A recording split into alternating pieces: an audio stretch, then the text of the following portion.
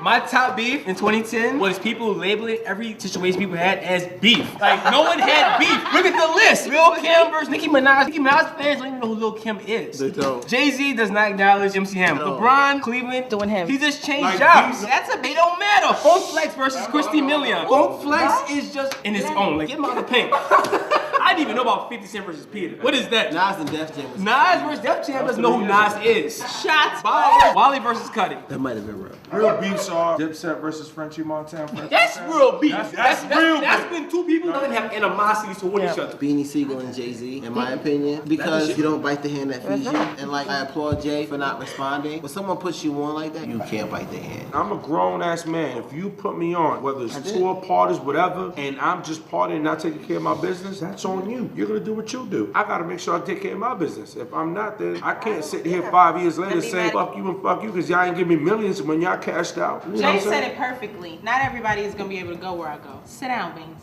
Right, y'all beef. Nah, I don't got no beef. I'm chilling. Don't act like you ain't got no beef. You want me to say it? Do I look like the problem child? Say it. I say the top beef of 2010, and these thoughts are solely based on myself, has nothing to do with Low Budden back there. But the contender would happen to be our young Tahiry here and a certain Jersey MC. There's no beef. There was no beef. I never fired back. Cause what? Why didn't she fire back? Don't do it. Because I'm a fucking lady. Why would I? Most embarrassing beef, 2010, hands down, would be Lil Kim and Nicki Minaj. Because the worst thing you could possibly do is condemn your predecessor. All Kim had to do was embrace Nicki Minaj. And I promise you, Kim would be popping right now. But instead, she started coming at Nicki, but not on wax, in interviews, just complaining, crying, and did everything she possibly could to draw attention to herself to start this beef. And in the end, what did Nicki say to her? Make some music. And what did she make? Something clearly written by somebody other than her that was mediocre at best. I just want to say to Lil Kim, you beefed with yourself this year.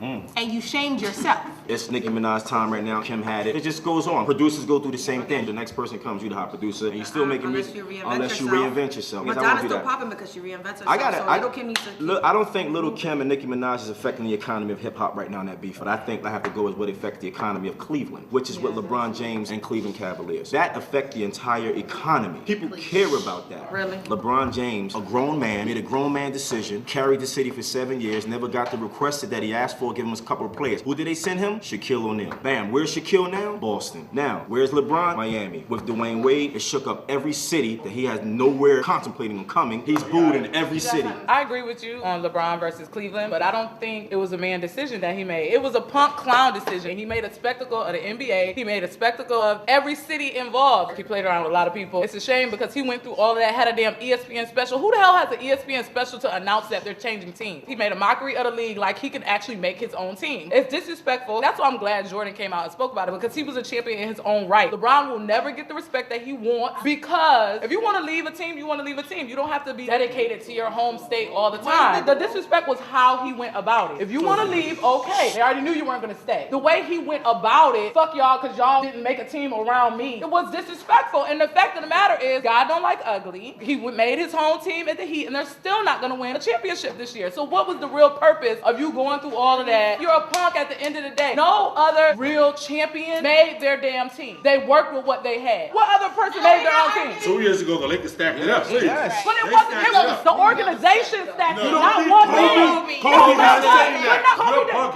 Kobe did not. It was not a team consistent to LeBron, Wade, and Bosh all took pay cuts just so they could be on the same team. Kobe would have never did no shit like that. Tell him, girl. Kobe. All three of them was some punk ass bitches and still ain't gonna win a championship. Kobe did all that shit, still got his money and got some rings without Shaq. Kobe shut the shit down. LeBron will never be Kobe.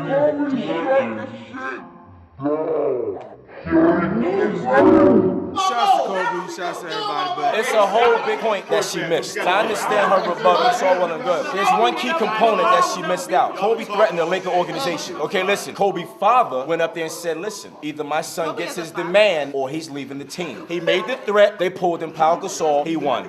There is no diss record ever in the history of diss records that will ever be effective if it includes a baptism. For the dancing. That was the best part. No. Really? And has he seen Jay-Z before? He cast a 55-year-old 200-pound man to play Right. The illest thing about Jay is when Jay was like, I can't be the first person to say that. I didn't know we could talk about that. But the whole thing was, he came out to BET with Rick Ross. Rick Ross said, so cause I'm going broke. I'm MC Hammer. You on stage with the man who told you going broke. Jay said you mad. Everything Jay got on, Jay destroyed. It takes you like a month to really get what Jay's saying, but Jay's killing them. People who watch it happen and people who make it happen. Jay has made it happen ever since he blessed the stage, blessed the booth. I don't care what anybody say. Hands down, that's why he $500 million now later. Yeah. There is no man, no rapper, no anybody who can step up and take a shot at Jay. I don't care what happens. Know why? Because he came right from where everyone else did, 90%. And look where he is, and look where they are. So they gotta take shots. They shooting blanks. So with that being said, now we're sitting here. He's one of our topics. No, but that's what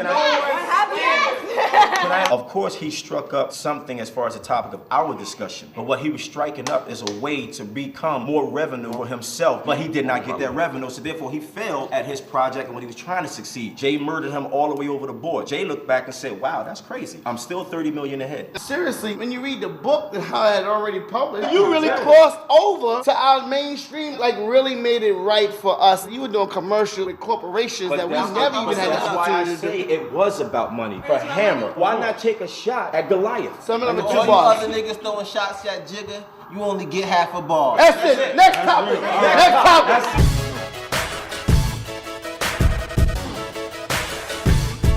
2 more seconds. That's 45. My biggest beef was McDonald's versus McDowell's because McDowell's was right. And coming to America. He's making this shit up. All right, no, I'm not.